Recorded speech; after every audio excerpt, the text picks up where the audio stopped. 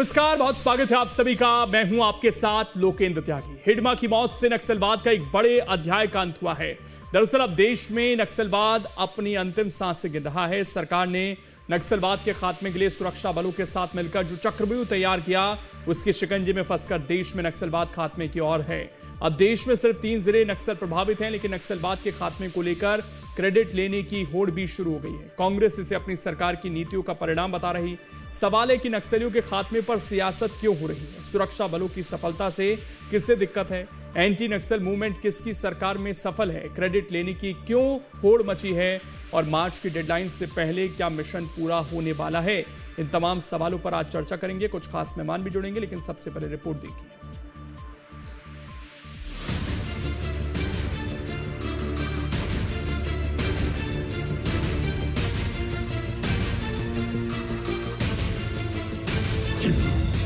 नक्सलियों का मास्टरमाइंड ढेर, सुरक्षा बलों के चक्रव्यूह में फंसा हिडमा। नक्सलवाद के एक बड़े अध्याय का जो तय था वही हुआ और होना भी था। नक्सलवाद के खिलाफ सरकार की जीरो टॉलरेंस की नीति बरकरार है। सरकार का संदेश साफ है, जिंदा रहना है तो हथियार छोड़ना पड़ेगा और मुख्य धारा में लौटना पड़ेगा। छत्तीसगढ़ सहित आंध्र प्रदेश में आतंक का पर्याय बन चुके हिडमा ने अपनी मां की अपील को भी अनसुना कर हथियार न छोड़ने का जो फैसला किया, उसका नतीजा है कि आज वो सुरक्षा बलों की गोलियों का निशाना बन गया। हिडमा के आतंक से बस्तर नक्सल मुक्त हो गया।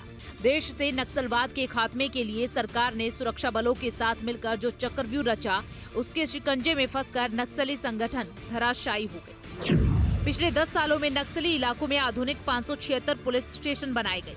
पिछले 6 सालों में 336 नए सिक्योरिटी कैंप बनाए गए। इसी दौरान 68 नाइट लैंडिंग हेलीपैड बनाए गए। सुरक्षा बलों को ऑपरेशन के दौरान कभी भी आने जाने में आसानी हुई। नक्सली गतिविधियों की सटीक मॉनिटरिंग के लिए आधुनिक तकनीक का इस्तेमाल किया गया। Location tracking, mobile data analysis, scientific call long जांच शुरू की गई। ड्रोन सर्विलांस, सैटेलाइट इमेजिंग और एआई बेस्ड डेटा एनालिटिक्स असरदार साबित हुआ। नक्सलवाद को सपोर्ट करने वाले फाइनेंशियल नेटवर्क को खत्म किया गया। 2014 में देश में नक्सल प्रभावित जिलों की संख्या 126 थी। अब देश में सिर्फ 3 जिले ही नक्सल प्रभावित कैटेगरी में हैं। केंद्रीय गृह मंत्री अमित शाह ने हिडमा को ठिकाने लगाने के लिए सुरक्षा बलों को 30 नवंबर तक की डेडलाइन दी थी, लेकिन उससे पहले ही सुरक्षा बलों ने हिडमा को मार गिराया। बीते दिनों जब प्रधानमंत्री रायपुर के दौरे पर आए थे, तो उन्होंने कहा था कि अगर पूर्व की सरकारों की नीयत साफ रहती तो देश से कब का नक्सलवाद खत्म हो गया होता, लेकिन उन्होंने पहल नहीं की, जबकि कांग्रेस इसे अपनी सरकार की नीतियों का परिणाम बता रही है। माओवादी आतंक के कारण लंबे समय तक छत्तीसगढ़ के आदिवासी इलाके सड़कों से वंचित रहे। बच्चों को स्कूल नहीं मिले, बीमारों को अस्पताल नहीं मिले, और जो जहां थे बम से उड़ा दिया जाता था। डॉक्टरों को, टीचरों को मार दिया जाता था, और दशकों तक देश पर शासन करने वाले आप लोगों को अपने हाल पर छोड़कर वे लोग एयर कंडीशन कमरों में बैठकर अपने जीवन का आनंद लेते रहे। सवाल इस बात का है कि नक्सलवाद समाप्त, आपने क्या कहा था कि जिस गांव में नक्सल मुक्त होगा 1 करोड़ रुपया देंगे, दिया क्या आपने? हमारी जो नीति थी कि आदिवासियों को ज़मीन देना, उसको अपने पैरों पे खड़ा करना, रोजगार देना, उसके शिक्षा, उसके स्वास्थ्य, उसके आवागमन की व्यवस्था, उसके व्यापार व्यवसाय की व्यवस्था करना, ये सब, और उसके जो परंपराएं हैं उसको संबल प्रदान करना, ये सारी बातें थी। अब कुछ भी नहीं।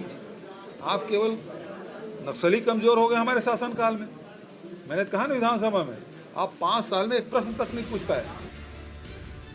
अब जबकि नक्सलवाद का बड़ा वट वृक्ष गिरा है, हिडमा जैसे कुख्यात नक्सली ढेर हुआ है, अब वो वक्त दूर नहीं जब छत्तीसगढ़ सहित पूरा देश नक्सल मुक्त होगा। नक्सल मुक्त भारत की 31 मार्च 2026 की डेडलाइन आखिरी दिन और आखिरी कील साबित होगी। Team news day.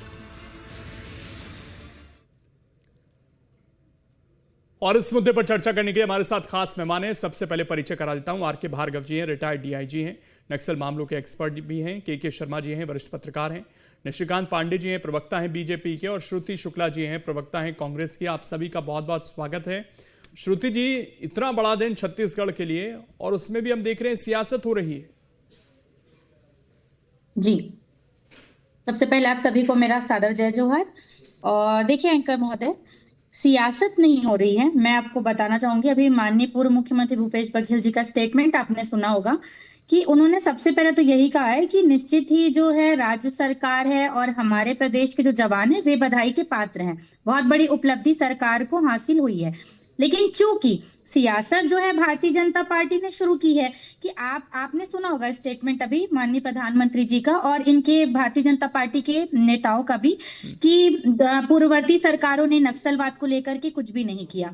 तो देखिए, आप इस मुद्दे पर सियासत मत करिए। निश्चित तौर पर सरकार की और हमारे जवानों की जो शहादत है, वो जवानों की जो शहादत है वो हम भूल नहीं सकते, और सरकार की और हमारे जवानों की बड़ी उपलब्धि है। आप बधाई के पात्र हैं, लेकिन चूंकि आप अपनी बधाई का क्रेडिट लेने के लिए दूसरों को आप डोमिनेट नहीं कर सकते। और पूर्ववर्ती सरकार यानी पिछली कांग्रेस सरकार और उसकी पिछली जो केंद्र में हमारी सरकार थी, उनकी जो क्या योजनाएं थी, मैं मतलब एकदम संक्षिप्त में आपको बता देना चाहती हूँ इस डिबेट के माध्यम से। मैं एक चीज जरूर जानना चाहता हूं, आप उस पर आए बातचीत पर। भूपेश बघेल ने ये भी कहा कि हम तो नौकरी देते थे, रोजगार देते थे, इस सरकार में कुछ नहीं हो रहा है। एक बात बताइए, अगर हिडमा जैसा नक्सली आपकी सरकार के दौरान मारा जाता तो आप अपनी सरकार को क्रेडिट देते या पिछली सरकार को क्रेडिट देते? अगर इतना उस वक्त आप लोग पास तक पहुंच गए थे तो हिडमा का खात्मा उसी वक्त हो जाना चाहिए था। जी, देखिए, मैंने वही कहा कि वर्तमान सरकार बधाई के पात्र है, हमारे जवान भाई जो हैं वो बधाई के पात्र हैं। इसमें निश्चित ही कोई कुरेज नहीं है, कोई दो राय नहीं है। और रही बात, माननीय भूपेश बघेल जी ने कहा रोजगार इन्होंने नहीं दिया। इन्होंने खुद कमिटमेंट किया है कि अगर कोई गांव नक्सलवाद मुक्त हो जाता है तो हम उस गांव के विकास के लिए 1 करोड़ रुपए की राशि प्रदान करेंगे। तो आप इस ओर कब बढ़ेंगे? आप बस्तर में रोजगार की ओर कब बढ़ेंगे? आप कब आदिवासियों को उनकी जमीन कराएंगे? ठीक है, मैं मेन मुद्दे पे आती हूँ। देखिए, जब माननीय भूपेश बघेल जी की सरकार थी, 2018 के समय कांग्रेस की सरकार थी, तब मैं आपको बता दूंगी एंकर महोदय कि उस समय पे एक नीति हमने हमारी सरकार ने चलाई थी, विकास, विश्वास और सुरक्षा। उसी नीति के तहत उस समय 196 गांव में बस्तर के बिजली पहुंचाई गई थी, सड़क पुल पुलिया बनाए गए थे, जर्जर स्कूलों का निर्माण किया गया था, नव निर्माण भी स्कूलों का किया गया था, है ना। स्वास्थ्य सुविधाएं जो है बेहतरीन हो सके, इस पर जो है उस समय कार्य किया गया था। 76 नए कैंप जो है भूपेश बघेल की सरकार में बस्तर में खोले गए थे। 65 वनोपज की खरीदी, बेहतरीन स्वास्थ्य सुविधा। और लगभग मैं आपको बताऊंगी कि पिछले समय, मतलब भूपेश बघेल जी के पहले की मैं बात करती हूँ, 5 साल तो हमें मिला, लेकिन 15 साल इनके पास था, उसे भी हम भूल नहीं सकते हैं। तो उस पे भी अगर मैं आऊंगी तो 15 साल जब भारतीय जनता पार्टी की रमन सिंह जी की सरकार थी, जिसमें से 4 साल केंद्र में उस समय प्रधानमंत्री मोदी जी भी बैठे हुए थे, तो उस समय का भी मैं आपको स्थिति बताऊंगी कि उस समय लगभग हमारे बस्तर से भी लगभग 1300 युवा ऐसे थे जिन पर जो है फर्जी एफआईआर दर्ज थी। तो उस पर भी इन्होंने उस समय ध्यान नहीं दिया। उस समय मतलब ये नक्सलवाद खात्मे की ओर और ऐसे मतलब पीड़ित युवाओं की ओर इन्होंने ध्यान नहीं दिया। चलिए, उसको तो मैं एक संक्षेप में आपसे जानता हूं, अगर सब पॉलिसी अच्छी थी तो ये बसवा राजू, हिडमा जैसे लोग क्यों नहीं मारे गए उस समय, या क्यों नहीं इन्होंने सरेंडर किया? मेरे को 30 सेकंड में बता दीजिए। देखिए कोई भी सरकार रहती है तो निश्चित तौर पर जो है प्रदेश की जनता की खुशहाली के लिए काम करती है, नक्सलवाद के लिए काम करती है। क्योंकि उस समय तो सरकार कंफ्यूज थी ना कि हम गोली चलाएं या बात करें। एक सेकंड में आपको बता दूं एंकर महोदय, उस समय भी कांग्रेस की सरकार के समय भी अनेक नक्सलियों ने जो है आत्मसमर्पण किया गया था और अनेक नक्सलियों की उस समय भी उनकी हत्याएं हुई थी। आप जाकर के पिछला रिकॉर्ड सुन लीजिए। इसलिए मैं आपको पिछली बातें पूरी विस्तार से बता रही हूँ, शायद आपके पास समय की कमी है। मैं अभी उन युवाओं की बात करी थी ना, मैं वहीं से अभी कंटिन्यू करती हूँ। ठीक, मेरे पास थोड़ा समय कमी है, उसका जवाब नहीं आया कि क्यों नहीं मारे गए। लेकिन निशिकांत जी वो ये कह रहे हैं कि आपने जो वादा किया वो कहां पूरा हुआ? 1 करोड़ रुपए कहां दिया आपने?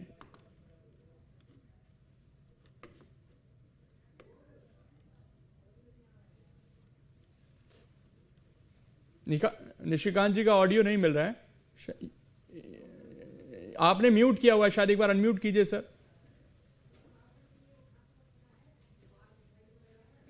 फोन में एक बार चेक कीजिएगा, मैं तब तक आ रहा हूं आपके पास। आर के भार्गव जी हमारे साथ जुड़े हुए हैं। आर के भार्गव जी, एक ऐतिहासिक दिन है छत्तीसगढ़ के लिए, और पहले बसवा राजू, फिर हिडमा, उसकी पत्नी, सबका मारा जाना, ये क्या असर दिखता है? क्योंकि ऐसा लग रहा है कि इस बार एक इच्छा शक्ति थी, इस बार एक दृढ़ संकल्प था, और उस संकल्प को बार बार दोहराया गया। ये नहीं कि बयान दे दिया कि उसको हम फिर ढूंढते रहे कि अच्छा 2 साल पहले वो बयान दिया था, वो कहाँ गया। उसको रिपीटेडली बार बार बताया गया कि हम भूलने के लिए बयान नहीं दे रहे हैं, हमारी इच्छा शक्ति। क्या वही संकल्प है जिसका असर है ये कि आज जिन इलाकों तक हमारे सुरक्षा बलों की पहुंच नहीं होती थी, वहां पर आज इन लोगों के खात्मे हो रहे हैं? हाँ, देखिए, जो भी नक्सल का खात्मा है, ये 2 तरीकों से होता है। एक तो बंदूक से, यानी जिसको फौज जहां पर ऑपरेशन करती है, दूसरा सरकार जो ऑपरेशन करती है। जो सरकार ऑपरेशन करती है उसकी जिम्मेवारी ज्यादातर सरकार के ऊपर होती है कि रोड कहाँ बना रही है, स्कूल कहाँ खोल रही है, हॉस्पिटल कहाँ खोल रही है, तो वो मैं अभी नहीं लेता। लेकिन हाँ, जो हमारे सिक्योरिटी फोर्सेस ने काम किया है उसके पीछे भी सरकार की बैकिंग है।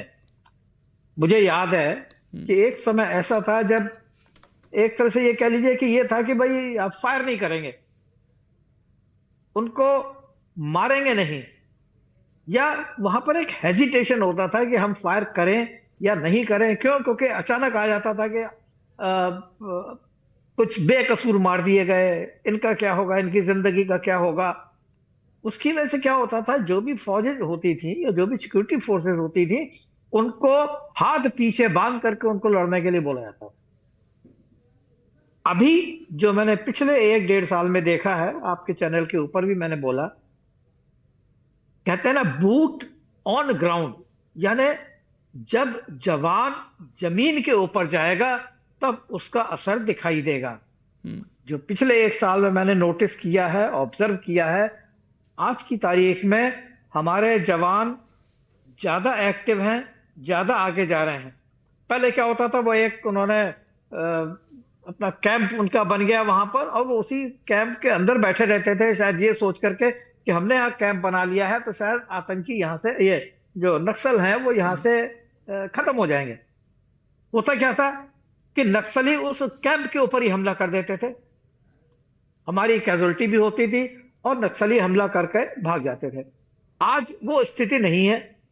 क्यों? क्योंकि हमारी रोड भी पहुंच गई है, हमारे जो कमांडर हैं उस समय के, उनको गवर्नमेंट से परमिशन है, वो अपने इलाके से आगे जा रहे हैं, अंदर के इलाके में जा रहे हैं जहां पर नक्सल अभी भी फैले हुए थे। अभी रहा हिडवा का सवाल, राजा का सवाल, तो ये देखिए उनकी भी एक लाइफ होती है, जितने भी नक्सल हो, टेररिस्ट हो, उनकी एक लाइफ होती है। जब उनको सपोर्ट मिलना बंद हो जाए, जब उनकी अपनी शारीरिक शक्ति, मानसिक शक्ति कम होने लगती है, जब उनकी ऑर्गेनाइजेशन कैपेबिलिटी कम होने लगती है, उस समय एक समय ऐसा आता है जबकि वो अपने आप कहीं ना कहीं किसी ना किसी एम्बुश में या सिक्योरिटी फोर्स के हाथ में आ जाते हैं। शायद आज जो सिचुएशन है, अगर ये आज से 15 साल 20 साल पहले होती तो ये हिडमा जैसा शायद हाथ में नहीं आ पाता। क्यों? क्योंकि उस समय उसमें एनर्जी थी जाने की, भागने की, उसकी ऑर्गेनाइजेशन कैपेबिलिटी ज्यादा थी। आज की तारीख में सिक्योरिटी फोर्सेस ने इनका कमर तोड़ दी है, जिसकी वजह से ना तो वो फ्री मूवमेंट है, ना ही उनके फ्री एक्सेस है। जो पहले आकर के जो ये नक्सल पहले आकर के गांव में अपने मुखबिर को मार देते थे, आज की तारीख में वो उतना आजादी से नहीं घूम सकते। आज की तारीख में सिक्योरिटी फोर्सेस सरकारें चलती थी, वो बाकायदा इंसाफ करते थे लोगों के लिए, अपने आप को हीरो के रूप में पेश करते थे। यही बता रहा हूं कि वो सारी चीजें रुकी, गवर्नमेंट चलती थी, वो फैसला करते थे क्या होना चाहिए, गांव में क्या नहीं होना चाहिए। ठीक, मैं लौटता हूं सर आपके पास। निशिकांत जी, इससे ऑडियो कनेक्ट हुआ हमारा। निशिकांत जी, आज क्रेडिट लेने की होड़ है, तो सवाल यह है कि जब इतना बड़ा दिन है छत्तीसगढ़ के लिए और इतनी बड़ी कामयाबी हमारे सुरक्षा बलों को मिली है, तो फिर तो सब पार्टी एक दूसरे को बधाई देना, इसमें सियासत की जरूरत क्या है आज? त्यागी जी, मेरी आवाज आ रही है? जी जी बोलिए। त्यागी जी, आपको सभी प्रबुद्ध जनों को धन्यवाद। जिस प्रकार से वास्तव में आज जश्न का दिन है, इस लाल आतंक के आदम को जिसने बस्तर के शांत फिजा में नासुर की तरह काम किया, हमारे आपके परिवार के कई लोगों को निस्संस हत्या करने वाला आज अपनी मौत मारा गया। लेकिन रही बात जो क्रेडिट की बात करते, बिल्कुल कांग्रेस पार्टी को क्रेडिट देना चाहिए। आप पूरे देश को कांग्रेस पार्टी को क्रेडिट देना चाहिए। अगर जन्म देने वाले को आप क्रेडिट नहीं देंगे तो मारने वाले की क्रेडिट कैसे बनेगी? दूसरा, अभी हमारे छोटी बहन कह रही थी कि आपने 1 करोड़ रुपया दे दिया। अरे अभी बच्चा जन्मा है, आज ही आप स्कूल में एडमिशन कराने की बात कर रहे हो। थोड़ा बहुत तो लॉजिकल हो जाता है। 5-5 साल सरकारें थी आपकी, देश में 7-8 दशक तक सरकार थी। एक राज्य के एक जिले से पूरे आधा दर्जन से ज्यादा राज्यों में कैसे नक्सल पनप गया, कैसे उसको संरक्षित और पोषित किया गया, उसके बावजूद आपको क्रेडिट लेना है। बिल्कुल क्रेडिट मिलना चाहिए आपको। आपने जन्म दिया है, आपको क्रेडिट मिलना चाहिए। लेकिन जो बात विकास और विश्वास के रास्ते अर्जित करने वाला विषय है, वास्तव में आज इतना बड़ा दिन है। सुरक्षा बल, डीआरजी के जवान, स्थानीय प्रशासन, सभी के शानदार कोऑर्डिनेशन, इतनी शानदार इनपुट, इतनी शानदार प्रॉपर कोऑर्डिनेशन के साथ केंद्र सरकार, राज्य सरकार, आदरणीय विष्णुदेव साई जी के नेतृत्व में, विजय शर्मा जी के नेतृत्व, पहली बार देखने को मिला है त्यागी जी कि एक गृह मंत्री हिडम्बा के गांव में पूर्ववर्ती में मोटरसाइकिल में घूमता है। ये भय से बाहर निकल के जो वातावरण बना हुआ है और बताया गया है कि आपको चॉइस, आपके पास 2 ही है, बैलेट या बुलेट, चॉइस बिजोर। हमारे पास मेक इन इंडिया की इतनी बुलेट है कि आप जितना और जहां तक भागना चाहो भाग सकते हो, लेकिन हम दागेंगे जरूर, ठोकेंगे जरूर, क्योंकि आपने बहुत दिन तक अशांत कर लिया देश को और बस्तर को। अभी हमारे पुलिस के डी साहब बता रहे थे, वास्तव में चाहे स्टेट का बॉर्डर हो चाहे देश का बॉर्डर हो, हर जगह हमारे सुरक्षा बलों के हाथ बांध के रन में भेजा जाता था। गर्दन काट के हमारे शहीद वापस आते थे, सीट नहीं मिलता था। लेकिन आज देश बदला है, देश का पोशाक देखने को पूरे विश्व में मिल रहा है। चाहे एयर स्ट्राइक की बात करें, सर्जिकल स्ट्राइक की बात करें, चाहे हिंडमा की बात करें, हमको हर हाल में देश के हर कोने में शांति चाहिए। उसके लिए एंड और एक चीज तो बहुत महत्वपूर्ण है त्यागी जी, आपने कोई ऐसी सरकार देखी जिसने डेट दे के एलिमिनेट करने का काम किया?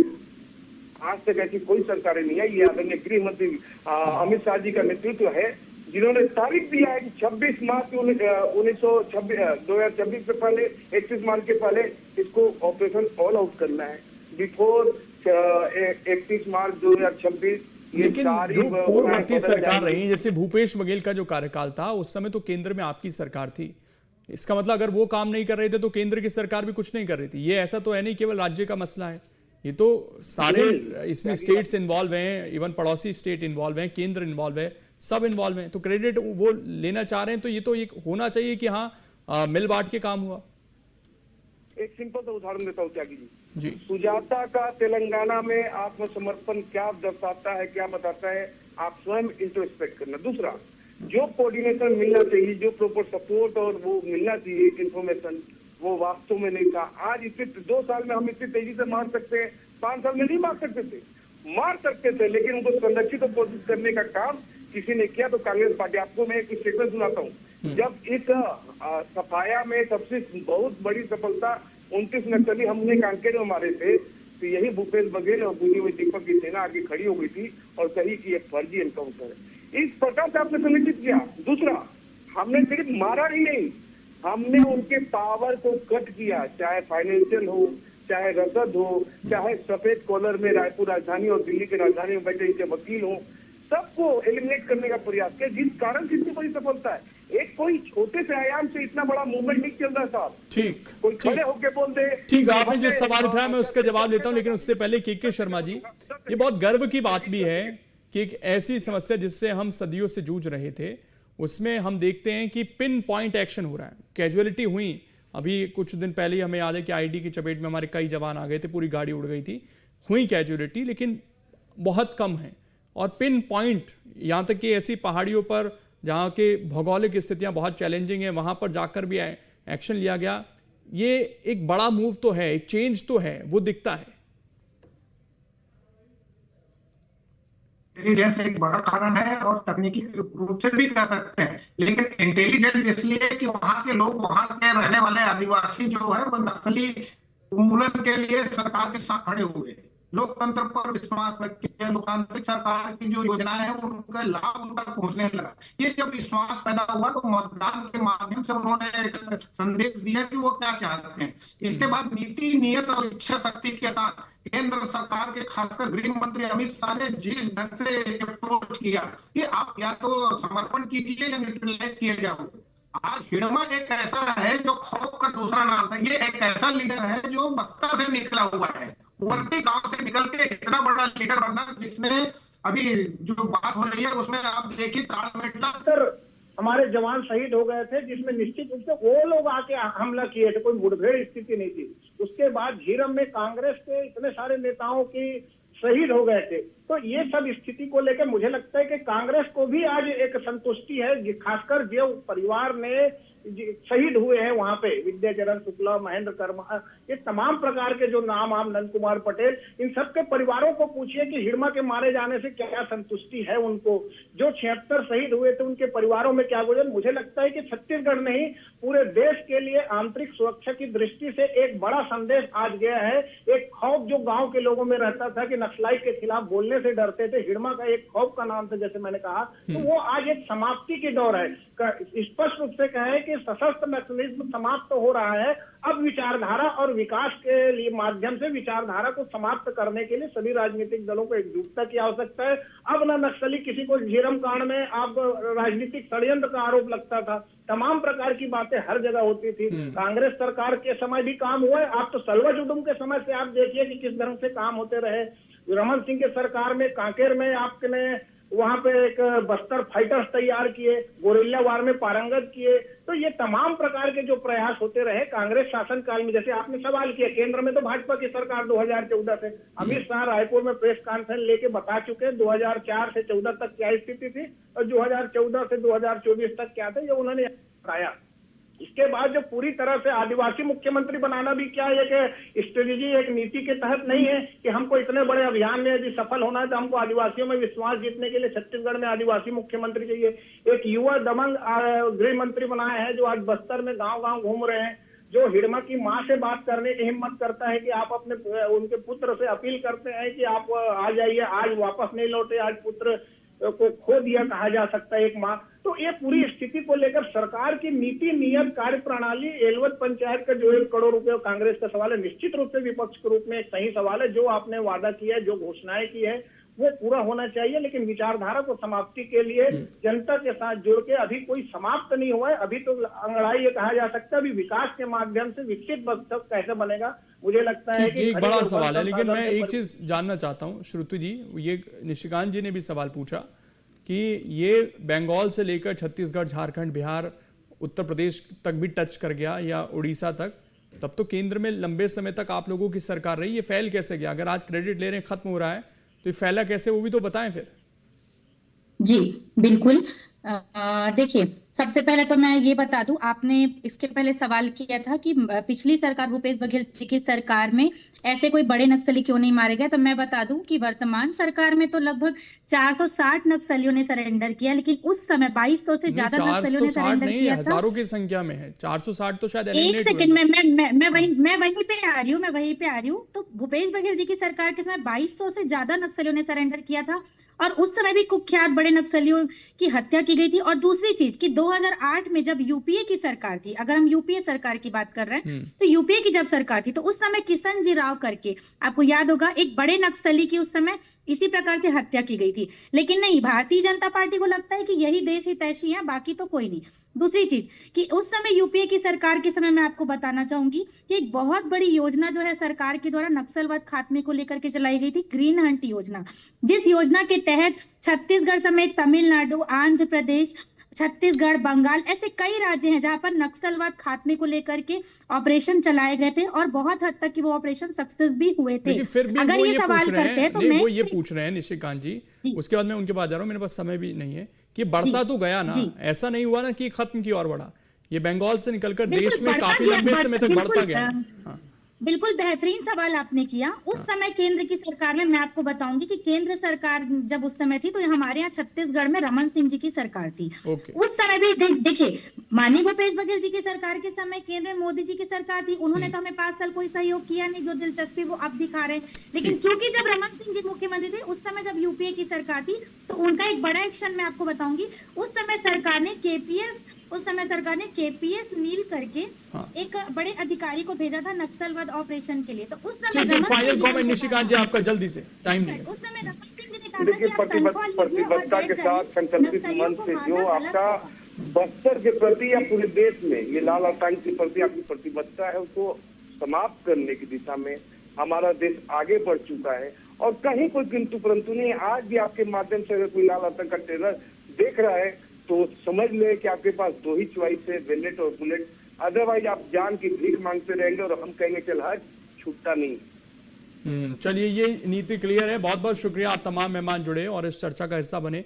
तो ये बहुत महत्वपूर्ण दिन है आज छत्तीसगढ़ के लिए। एक ऐसा नक्सली जिसने इतनी सारी साजिशें रची, इतने सारे लोगों ने अपनी जान गंवाई, आज उसका खात्मा हुआ है। उसकी मां की एक अपील आई थी, अगर उसको मान लेता तो शायद वो आज बच जाता। लेकिन अब ये मैसेज सरकार की तरफ से, सुरक्षा बलों की तरफ से क्लियर है कि या तो मुख्य धारा में आ जाइए, जो भी आपकी वैचारिक लड़ाई है, लोकतांत्रिक ढांचे में जो व्यवस्था है उसके अंदर आकर उसको रखिए, नहीं तो आप फिर गोली का सामना कीजिए। छोटा सा ब्रेक, खबरें लगातार जारी है।